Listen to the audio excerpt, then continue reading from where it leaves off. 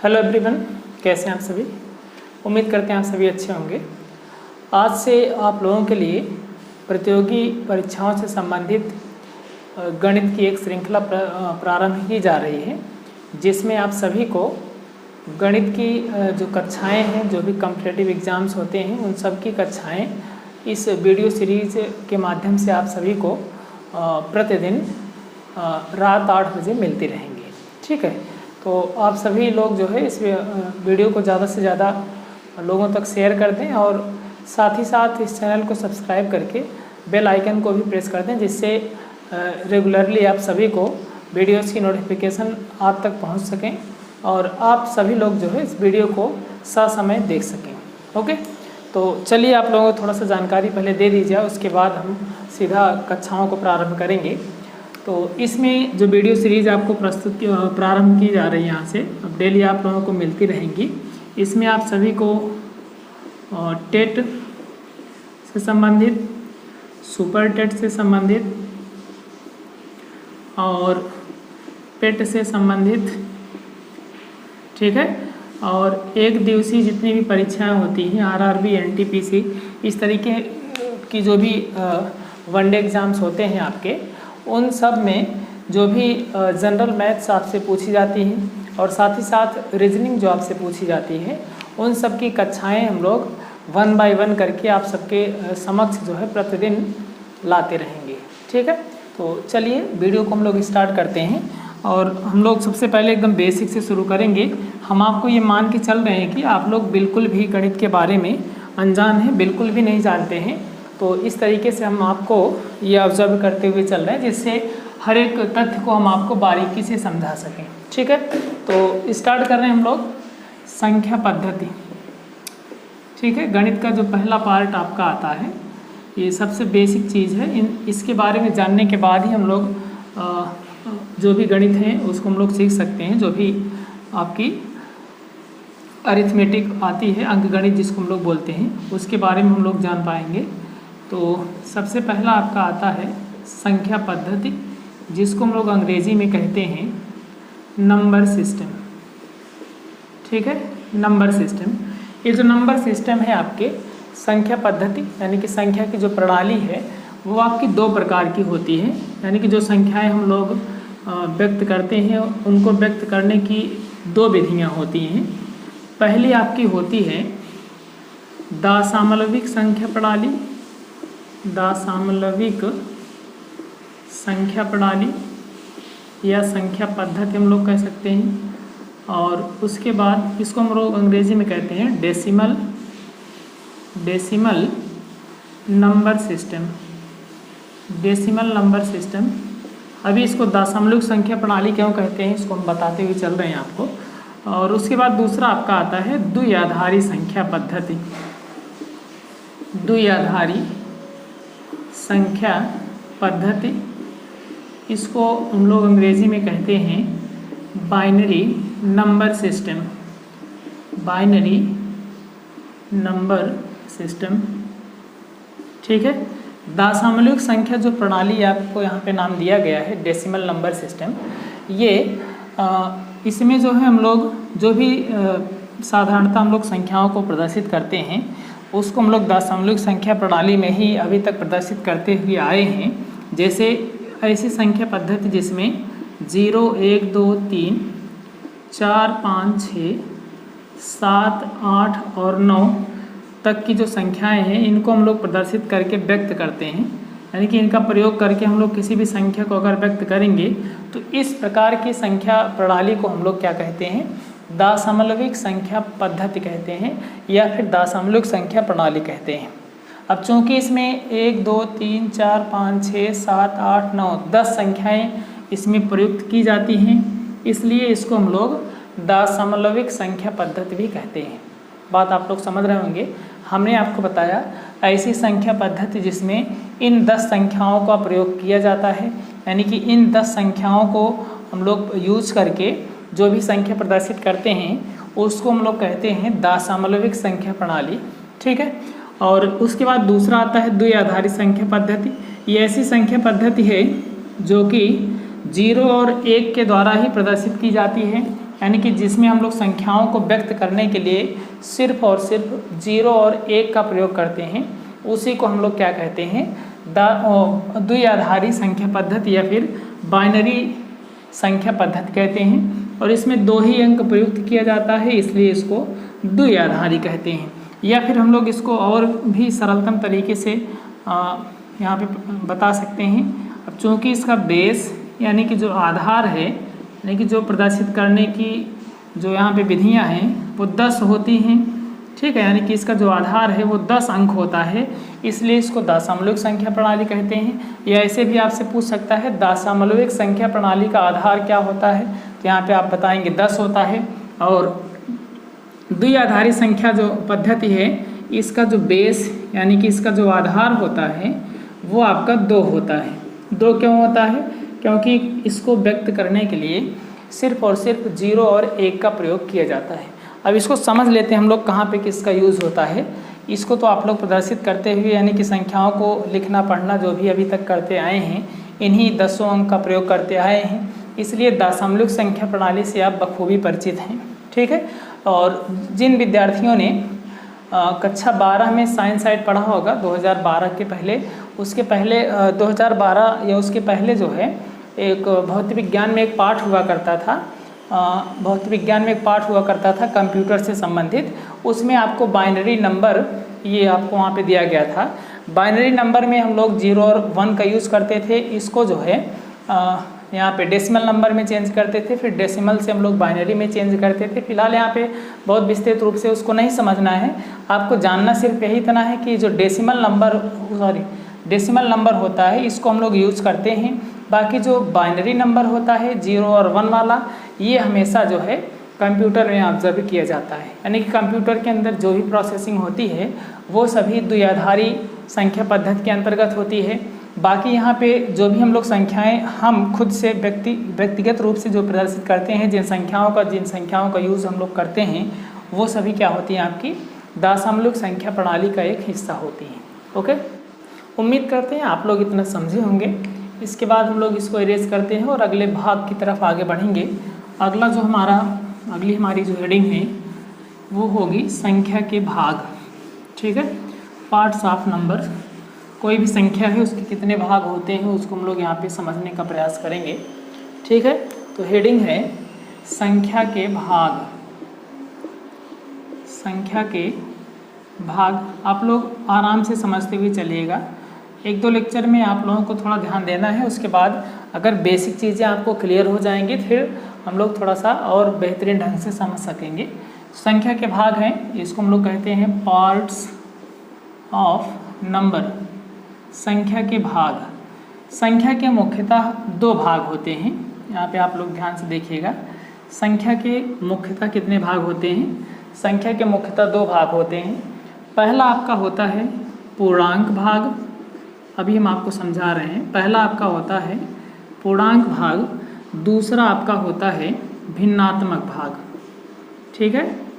पहला आपका क्या होता है, पूर्णांक भाग होता है, और दूसरा आपका क्या होता है, भिन्नात्मक भाग होता है। जैसे एग्जाम्पल के तौर पे हम लोग पहले कोई संख्या लेते हैं, जनरली मान लेते हैं यहाँ पे 10 है, ठीक है।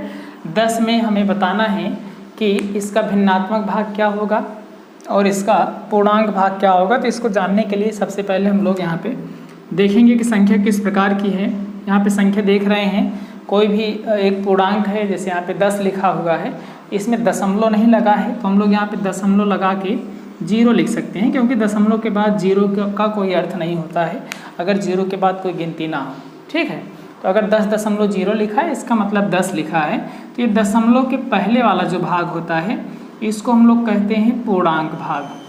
क्या कहते हैं? पूर्णांक भाग कहते हैं। और दशमलव के बाद वाला जो भाग होता है उसको कहते हैं भिन्नात्मक भाग, ठीक है।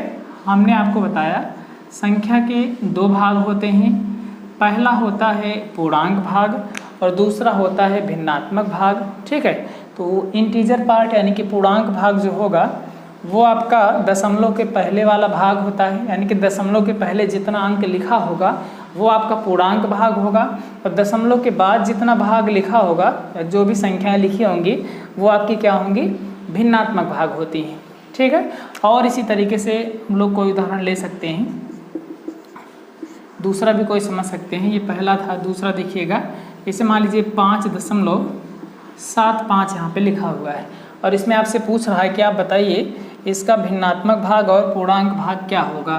तो हम लोग यहाँ से लिख सकेंगे कि इसका जो पूर्णांक भाग है वो बराबर है 5 के, ठीक है।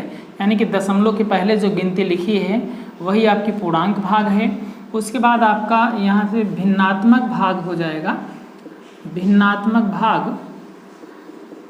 भाग बराबर दशमलव के बाद जितनी भी संख्याएं लिखी हैं वो आपकी भिन्नात्मक भाग हो जाएंगी। तो यहाँ पर लिख देना है 0.7 और 5, ठीक है। दशमलव के बाद जितने भी अंक लिखे जाते हैं वो सब आपके क्या हो जाते हैं, भिन्नात्मक भाग हो जाते हैं। बात समझ में आ रही होगी। उसके बाद हम लोग आगे की तरफ बढ़ेंगे और आगे सीखेंगे संख्याओं के प्रकार को, ठीक है। इसको इरेज करते हैं और हम लोग सीखेंगे संख्या के प्रकार, ठीक है। टाइप्स ऑफ नंबर, संख्या के प्रकार को हम लोग यहाँ पे देखेंगे। संख्या के प्रकार,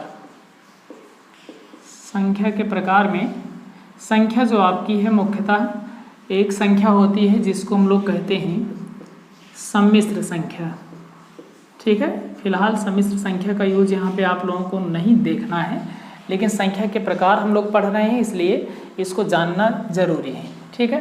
तो सम्मिश्र संख्या है, सम्मिश्र संख्या का मतलब होता है ऐसी संख्या जिसे हम लोग a + IB के रूप में लिख सकते हैं, उसको हम लोग सम्मिश्र संख्या कहते हैं। अब a + IB ये सब क्या है, a जो होता है ये आपका वास्तविक भाग होता है और b जो होता है ये आपका काल्पनिक भाग होता है और i जो है आयोटा होता है और इसका जो मान है वो होता है √में -1।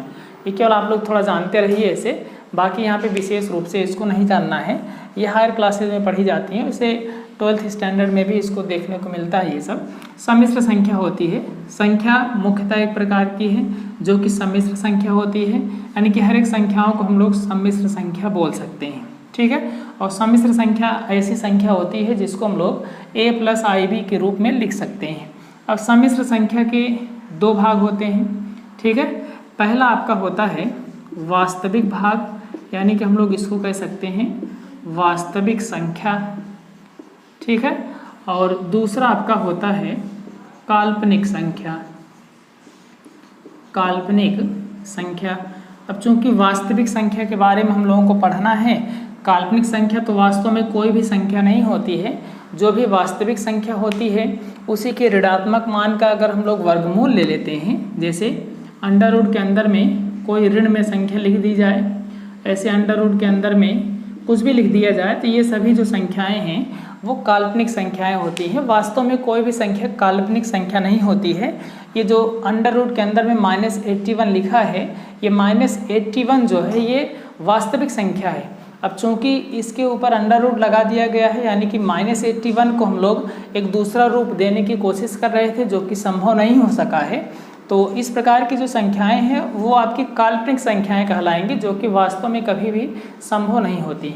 बात समझ में आ रही होगी। हमने आपको बताया कि वास्तविक संख्याओं का एक विशेष प्रकार जो होता है, यानी कि √, के अंदर में जो भी माइनस की संख्याएं लिखी जाएंगी वो सभी आपकी क्या कहलाती हैं, काल्पनिक संख्याएं कहलाती हैं। और कोई भी संख्या वास्तव में काल्पनिक संख्या नहीं होती है, ठीक है। आगे हम लोग बढ़ेंगे, विशेष रूप से जिसका अध्ययन हमें करना है वास्तविक संख्या के बारे में पढ़ेंगे, ठीक है। वास्तविक संख्या जो होती है आपकी वो मुख्यतः 2 प्रकार की होती है। पहला आपका होता है परिमेय संख्या। वास्तविक संख्या में पहला प्रकार आपका आता है परिमेय संख्या और दूसरा आपका आता है अपरिमेय संख्या, ठीक है। परिमेय संख्या और दूसरा आपका क्या होता है, अपरिमेय संख्या। अब इसको हम लोग 1 बाय 1 देखेंगे। इसका आप लोग स्क्रीनशॉट ले सकते हैं या फिर ऐसे आप लोग नोट भी करते हुए चल सकते हैं। तो इसको हम इरेज करते हैं।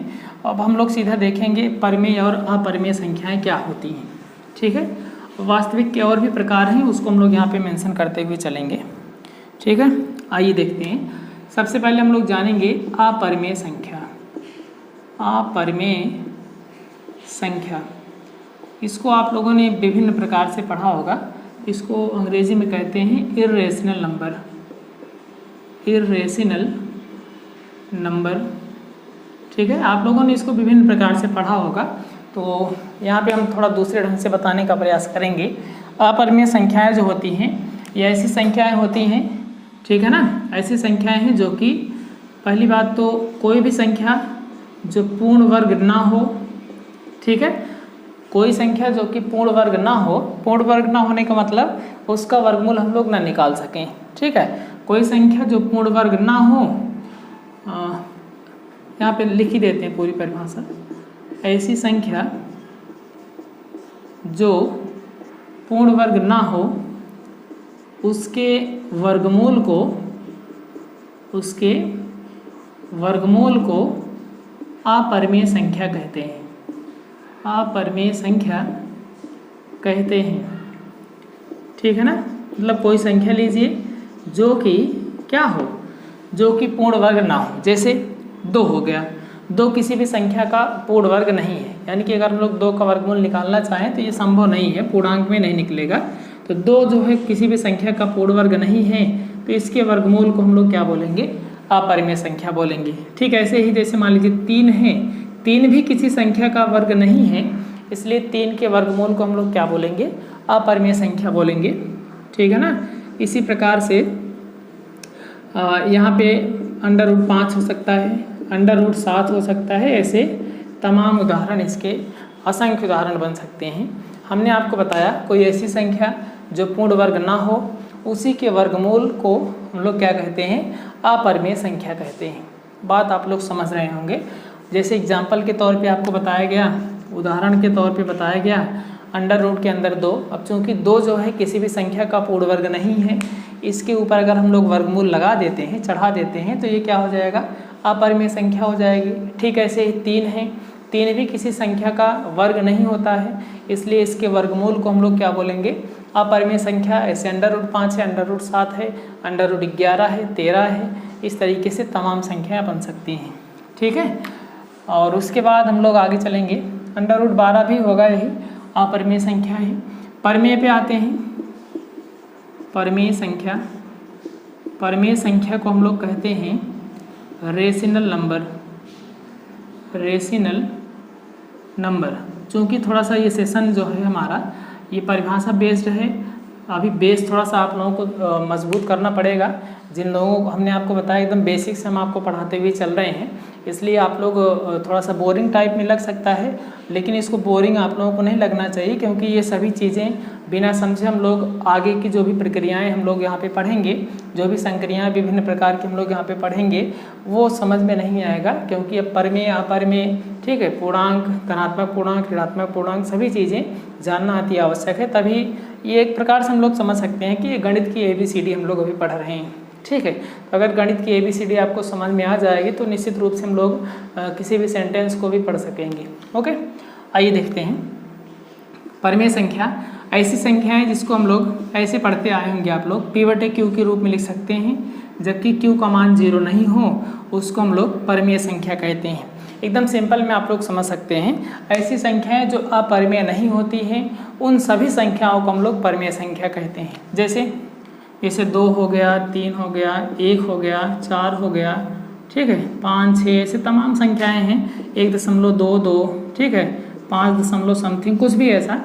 इस तरीके की जितनी भी संख्याएं बनेंगी जो कि अपरिमेय नहीं होंगी, उन सभी संख्याओं को हम लोग क्या कहेंगे, परिमेय संख्या कहते हैं। या और भी हम लोग समझ सकते हैं, जिसको P/Q के रूप में लिख सकते हैं। लेकिन यहाँ पे हर का जो मान है, ये ऊपर जो लिखा जाता है इसको अंश कहते हैं, नीचे वाले को हर कहते हैं। अभी हम लोग समझेंगे, सीखेंगे।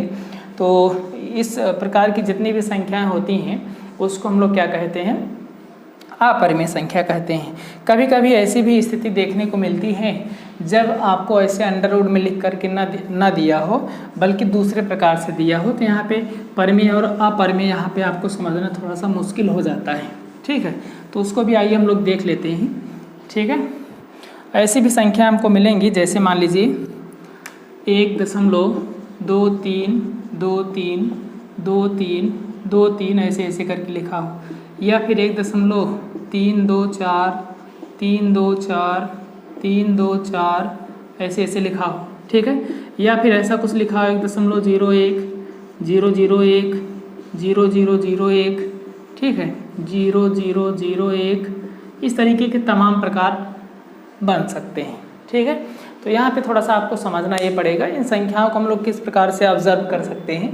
पहले तो हम लोग यहाँ पे देखेंगे अगर संख्या का एक निश्चित पैटर्न बन रहा होगा, यानी कि जैसे 1.23, फिर 2 3, फिर 2, फिर 3, फिर 2 3, 2 3, 2 3, इस तरीके से आ रहा है, तो 2 3 2 3 बार बार आ रहा है। तो इस प्रकार का अगर पैटर्न हमें कोई देखने को मिल गया तो तुरंत हमें लिख देना है कि ऐसी संख्या कौन सी संख्या है, परिमेय संख्या है, ठीक है। चाहे जितनी संख्याओं के बाद पुनः उस संख्याओं की आप पुनरावृत्ति हो रही हो तो उन सभी संख्याओं को हम लोग परिमेय के रूप में मान सकते हैं, ठीक है ना। लेकिन और यहाँ पे देखते हैं, और ऐसा भी देखने को मिलेगा 2 नहीं बल्कि 3 3 4 4 अंक के बाद पुनरावृत्ति हो रही है तो वो संख्याएं भी परिमेय ही होंगी। जैसे 1.324, 324, 324, देख रहे हैं 324, 324, 324, बार बार वही पुनरावृत्ति हो रही है, तो ये संख्या भी आपकी क्या हो जाएगी, परिमेय संख्या हो जाएगी। बात समझ में आ रही है। अब यहाँ पे देखिए 1.01, एक 0 था उसके बाद 1 आया, फिर 2 0 है, फिर 1 आ रहा है, फिर 3 0 है, 1 है, फिर 4 0 है, कोई निश्चित पैटर्न नहीं है। देखिए 1 0 था, फिर 1 0 के बाद अगर 1 आया होता, फिर 1 0 के बाद 1 आता, फिर 1 0 के बाद 1 आता, तो एक निश्चित पैटर्न समझ में आता। लेकिन यहाँ पे देख रहे हैं 0 1 है, फिर 2 बार 0 1 है, फिर 3 बार 0 है, तब 1 है। इस प्रकार की संख्याएं जो होंगी वो निश्चित पैटर्न नहीं बना रही हैं, इसलिए इनको हम लोग क्या बोलेंगे, अपरिमेय संख्याएं कहते हैं, ठीक है ना। अब इन्हीं को कुछ विशेष नाम दिए जाते हैं, उन नामों को यहाँ पे हम मेंशन करते हैं। आप लोग समझ पाएँ तो अच्छी बात है, नहीं तो ऐसे ही आप लोग समझ गए होंगे, उन नामों को याद रखना आवश्यक नहीं है। 1.01 है, 001 है, कोई निश्चित पैटर्न अगर नहीं बनेगा तो उसको हम लोग अपरिमेय संख्या बोलेंगे, और अगर निश्चित पैटर्न बन रहा है तो उसको हम लोग क्या बोलेंगे, परिमेय बोलेंगे, ठीक है। तो ये जो होता है इसको हम लोग कहते हैं अशांत अनावर्ती, ठीक है, यानी कि एक निश्चित आवर्त के बाद पुनः पुनरावृत्ति नहीं होगी। तो ऐसी संख्याएं जिनका दशमलव प्रसार अशांत अनावर्ती होता है उसको हम लोग अपरिमेय कहते हैं, और जिसमें एक निश्चित संख्या के बाद पुनरावृत्ति होती रहती है इसको हम लोग कहते हैं अशांत आवर्ती, ठीक है। एक निश्चित अंक के बाद पुनः उन अंकों की पुनरावृत्ति होती रहेगी, तो ये आपके अशांत आवर्ती के उदाहरण हैं, ऊपर दोनों जो दिए गए हैं, और नीचे यहाँ पे जो लिखा है ये अशांत अनावर्ती का उदाहरण लिखा है। और तमाम एग्जाम्पल इस तरीके से बन सकते हैं, 0024 है ना, 00024 है ना, 00024, इस तरीके से तमाम उदाहरण बन सकते हैं। ये भी कौन सी संख्या हो जाएगी, आपकी अपरिमेय संख्या होगी, क्योंकि कोई एक निश्चित पैटर्न यहाँ पे नहीं दिख रहा है जिसके बाद उन्हीं अंकों की पुनरावृत्ति बार बार हो रही हो, ठीक है। तो हमने आपको परिमेय और अपरिमेय में अंतर समझाने का प्रयास किया है और अपने बेहतर ढंग से अपने हिसाब से बताने का प्रयास किया। हमने आपको नाम भी बता दिया, ऐसी संख्याएं जो कि अशांत अनावर्ती होंगी, यानी कि एक निश्चित पैटर्न जिनमें देखने को नहीं मिलेगा, वो सभी संख्याएं आपकी अशांत अनावर्ती होंगी, ठीक है। और अशांत अनावर्ती को ही हम लोग अपरिमेय संख्या कहते हैं। बाकी अशांत आवर्ती हो या फिर शांत दशमलव हो, उन सभी को हम लोग क्या कहते हैं, परिमेय संख्याएं कहते हैं, ठीक है। तो इसके बाद हम लोग आगे की तरफ बढ़ेंगे, इसको इरेज करते हैं, और आगे हम लोग सीखेंगे पूर्णांक किसे कहते हैं, ठीक है, इंटीजर। आइए देखते हैं, नेक्स्ट रीडिंग हमारी होगी पूर्णांक। पूर्णांक पूर्णांक को अंग्रेजी में कहते हैं इंटीजर। इसको हम लोग आई से प्रदर्शित करते हैं या फिर जेड से प्रदर्शित करते हैं, ठीक है। जो पूर्णांक होता है ये आपका 3 प्रकार का होता है। एक तो हो सकता है धन पूर्णांक हो। पूर्णांक से आप लोग नाम तो समझ ही रहे होंगे, पूर्णांक है, पूर्ण प्लस अंक है, यानी कि जो पूरे अंक होते हैं, यानी कि जिनमें दशमलव नहीं लगा होता है, इस प्रकार के जो अंक हैं वो सभी पूर्णांक हैं। पूर्णांक 3 प्रकार के हो सकते हैं। धन पूर्णांक हो सकते हैं, दूसरा आपका ऋण पूर्णांक हो सकता है। अब धन और ऋण के अलावा भी एक पूर्णांक होता है जो कि ना तो धनात्मक होता है ना तो ऋणात्मक होता है, उसको हम लोग कहते हैं शून्य पूर्णांक, ठीक है। पूर्णांक 3 प्रकार का हमने बताया। 3 प्रकार में पहला प्रकार है आपका धन पूर्णांक, दूसरा आपका है ऋण पूर्णांक, और तीसरा है आपका शून्य पूर्णांक। धन पूर्णांक जो होता है 1 से शुरू होता है, 1 2 3 4 5 6, मतलब जितनी भी धनात्मक संख्याएं हैं, धनात्मक पूर्ण संख्याएं हैं, उन सभी को हम लोग पॉजिटिव इंटीजर कहते हैं, यानी कि धन पूर्णांक कहते हैं। ठीक है।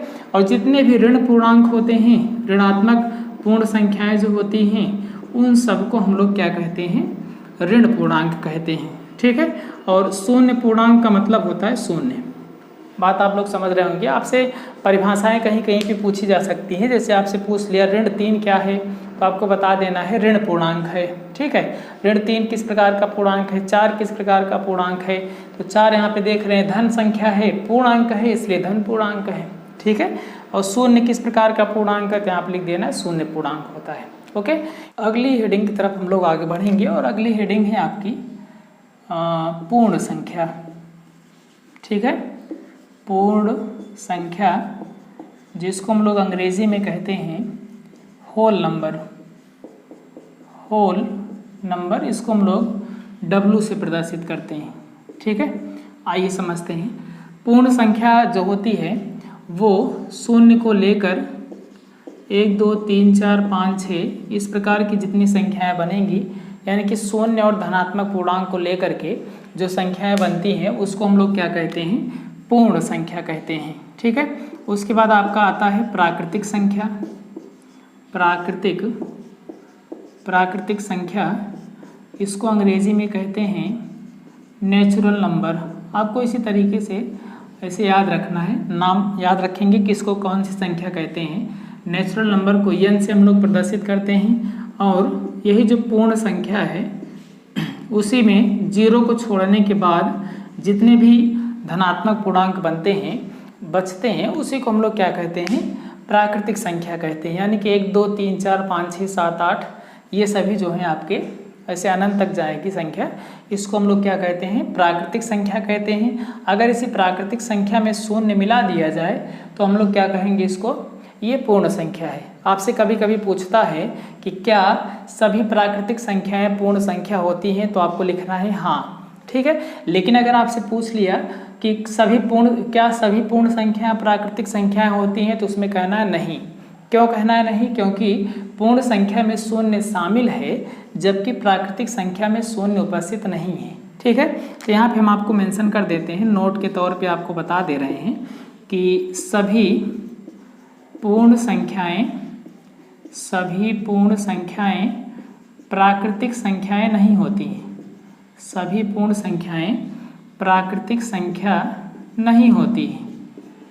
ठीक है, नहीं होती है, जबकि इसका उल्टा सही है, इट्स इनवर्स इज ट्रू। मतलब कहने का ये है सभी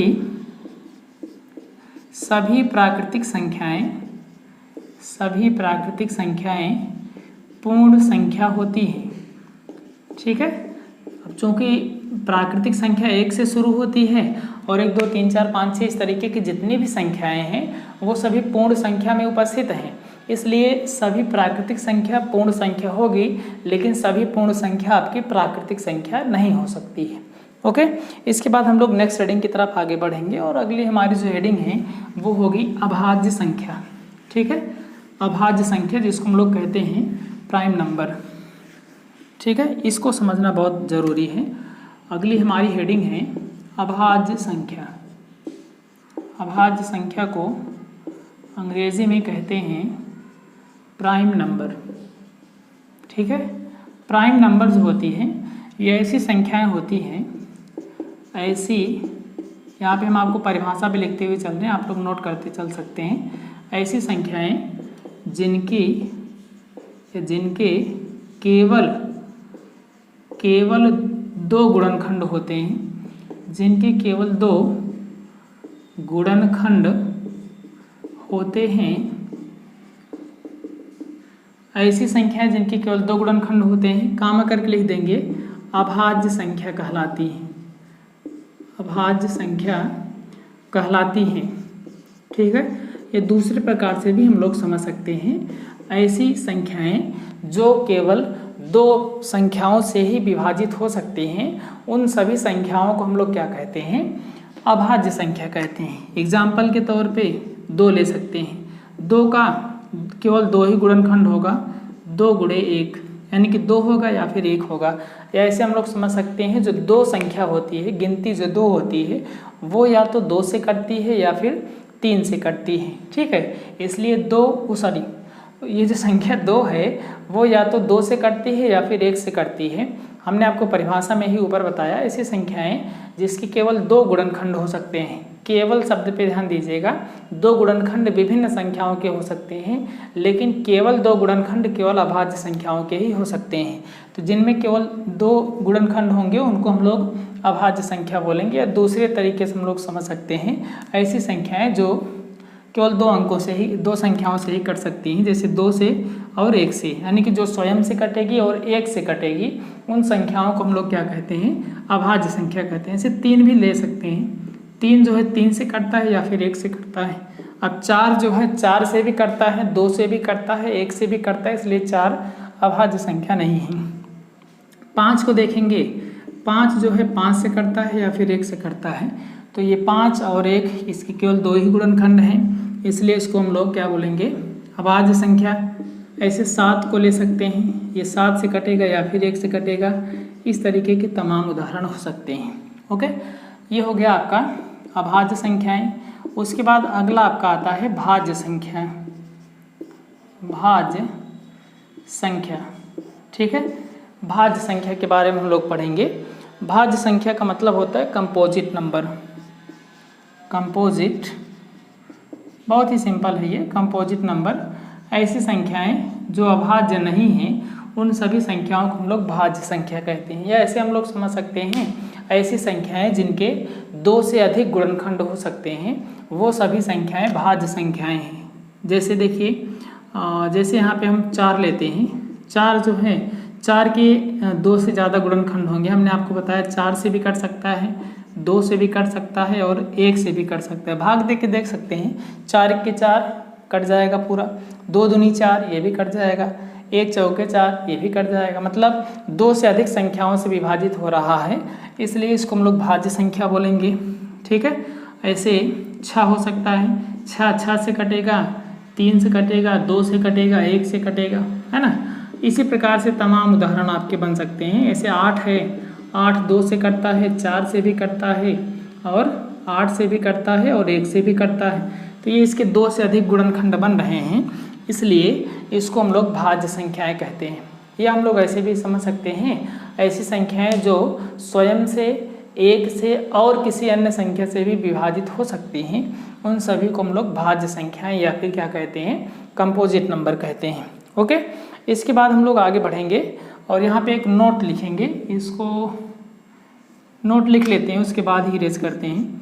देखिए नोट में ये है, आप लोग ध्यान दिया होगा, आप लोग ध्यान दिए होंगे अभी दोनों संख्याओं को देखने के बाद, इसमें भी 1 नहीं है, मतलब अभाज्य संख्या में भी 1 उपस्थित नहीं है और भाज्य संख्या में भी 1 उपस्थित नहीं है, ठीक है। तो अब जो है हम लोग नोट में इसको समझेंगे क्यों उपस्थित नहीं है। नोट में समझना आपको यही है, 1 जो है, पहला नोट है ये, 1 ना तो भाज्य है, 1 ना तो भाज्य संख्या है, ना ही अभाज्य। अब ये कौन सी मुसीबत है, इसको ज़रा समझिए। 1 ना तो भाज्य संख्या है और ना ही अभाज्य। कैसे नहीं है भाई, देखिए ज़रा, यहाँ पे आपको दिख रहा होगा, 1 जो है इसका, यहाँ पे देखिए गुणनखंड केवल 1 गुणे 1 ही होता है। अब 1 जो है इसका केवल 1 ही गुणनखंड है, 2 गुणनखंड हो ही नहीं सकता है।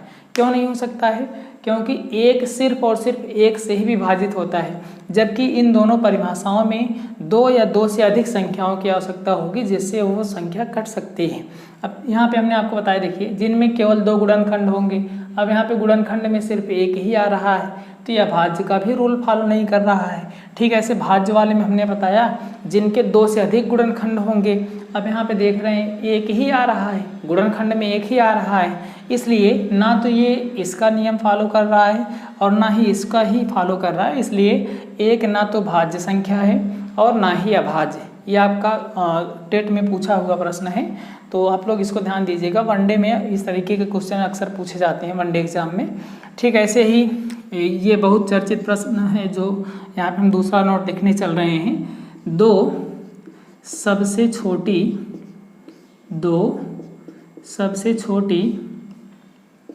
सम अभाज्य संख्या है।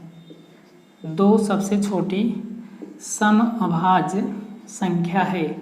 आपसे पूछता है सबसे छोटी समअभाज्य संख्या है 1 2 3 4 ऑप्शन में इस तरीके से दे देगा, तो वहाँ पे हम लोग टिक किसको करेंगे, 2 को करेंगे, क्योंकि अभाज्य संख्या सबसे छोटी 2 होती है और 2 जो होती है वो सम संख्या भी होती है। इसी के तुरंत बाद अभी हम लोग सम और विषम के बारे में चर्चा करेंगे। तो हमने आपको बताया एक ना तो भाज्य है और ना ही अभाज्य, और दूसरा पॉइंट हमने आपको बताया 2 जो होती है, गिनती जो 2 होती है वो सबसे छोटी सम अभाज्य संख्या होती है। ओके, इसके बाद हम लोग आगे की तरफ बढ़ेंगे और उसको हम लोग भी सम विषम के बारे में जो चर्चा कर रहे थे, आइए इसको भी समझ लेते हैं। ठीक है, तो नोट हमने आपको बता दिया, इसको आप लोग लिखे रहिएगा। आप लोग इसका स्क्रीनशॉट ले लिया करें, बाद में नोट्स बना सकते हैं। ठीक है, आइए समझते हैं। हेडिंग है आपकी सम संख्या। सम संख्या, और इस सम संख्या को हम लोग कहते हैं इवन नंबर। इवन नंबर, चलिए समझते हैं सम संख्याएं क्या होती हैं। ऐसी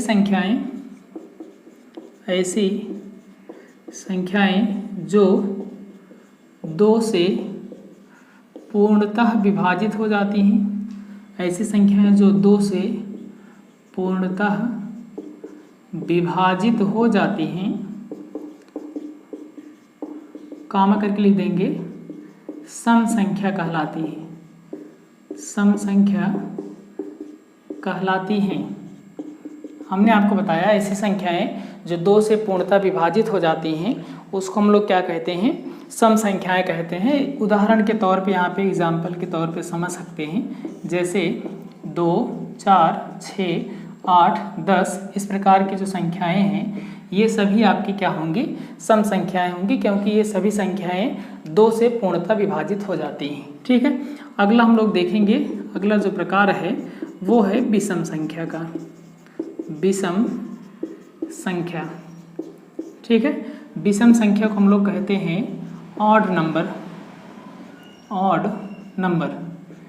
ठीक है, विषम संख्याएं क्या होती हैं, ऐसी संख्याएं जो 2 से पूर्णतः विभाजित नहीं होती हैं उनको हम लोग विषम संख्या कहते हैं। ठीक है, ऐसी संख्याएं जो 2 से पूर्णतः विभाजित नहीं होती हैं उनको हम लोग क्या कहते हैं, विषम संख्याएं कहते हैं। लिख सकते हैं या फिर कहिए तो लिख दिया जाए, ऐसी संख्या जो 2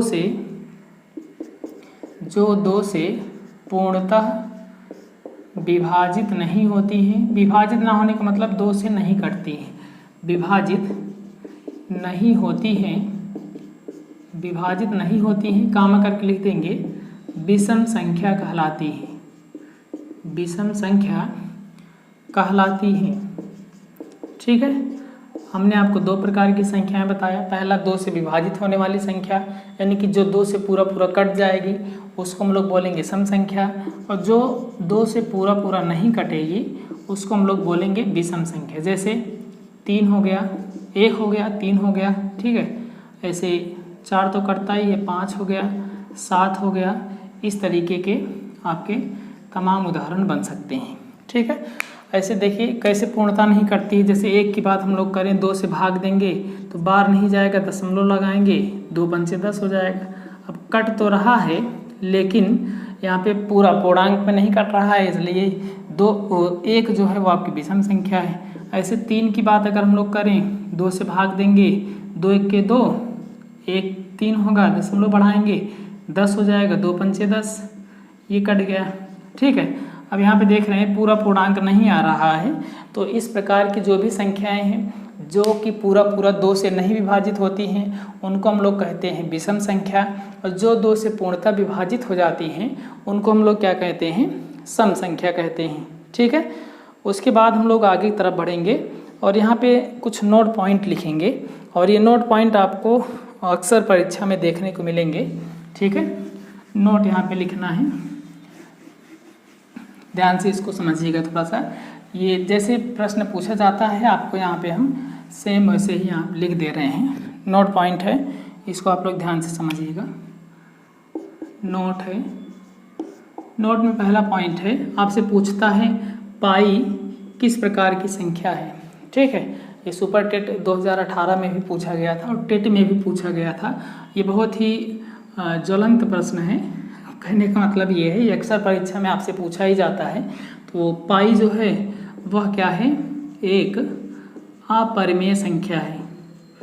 पाई एक अपरिमेय संख्या है क्योंकि इसका जो मान होता है वो अशांत अनावर्ती होता है।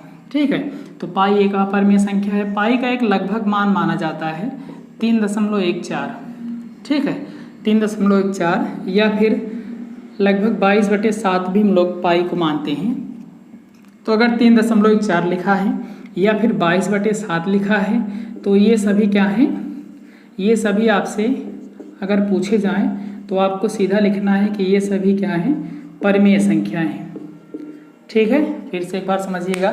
अगर आपसे पूछता है कि पाई किस प्रकार की संख्या है तो आप लिखेंगे पाई एक अपरिमेय संख्या है। अगर पाई का जो लगभग वाला मान होता है वो होता है 3.14 या फिर 22/7। ये अगर आपसे पूछता है तो आपको लिखना है कि 3.14 या फिर 22/7 जो है वो आपका क्या होता है, एक परिमेय संख्या है। ओके, इसके बाद हम लोग तीसरे पॉइंट की तरफ बढ़ेंगे। तीसरा पॉइंट होता है शून्य एक सम संख्या है।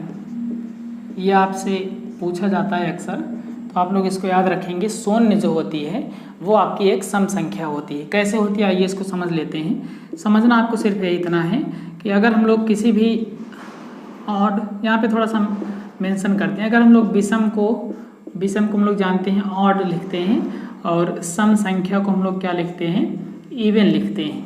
ठीक है, तो हम लोग जानते हैं, ये हम प्रूफ कर दे रहे हैं आपको शून्य किस प्रकार की या कैसे एक सम संख्या है, इसको यहाँ पे समझ सकते हैं। तो अगर हम लोग कोई विषम संख्या लें, ठीक है, कोई विषम संख्या लें और इसमें विषम संख्या जोड़ें तो आएगा सम संख्या। कहने का मतलब विषम को हम लोग ओ लिख सकते हैं, ओ में ओ को अगर जोड़ते हैं तो सम संख्या आती है। कहने का मतलब ई आता है। ध्यान से समझिएगा, ये आपका हो गया पहला रूल। ठीक है, अगर विषम संख्या में विषम संख्या जोड़ेंगे तो वो हमेशा सम संख्या आएगा। दूसरा रूल समझिए, गिनती से समझते चलेंगे, आपको रटने की ज़रूरत नहीं है। अगर सम संख्या में सम संख्या जोड़ा जाता है तो वो सम संख्या ही आता है। कहने का मतलब ई में अगर ई को जोड़ेंगे तो वो हमेशा ई ही आएगा। बात समझ रहे हैं। इवन में अगर इवन को जोड़ा जाएगा तो हमेशा इवन ही आता है, इवन नंबर ही आता है। तीसरा रूल समझिए, अगर एक विषम संख्या ले लें, एक सम संख्या ले लें तो वह विषम संख्या आएगी।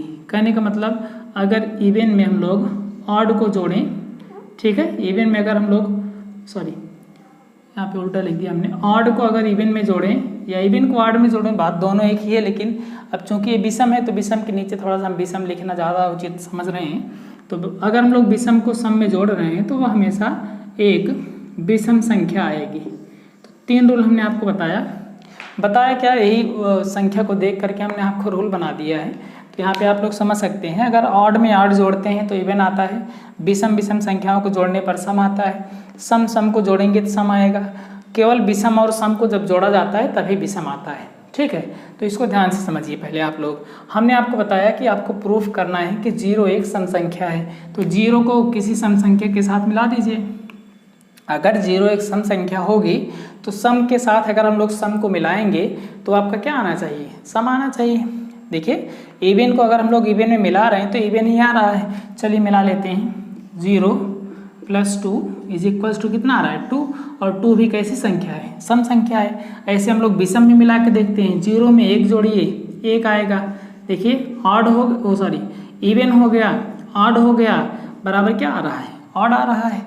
विषम में सम को जब जोड़ा जाता है तो क्या आता है, विषम आता है।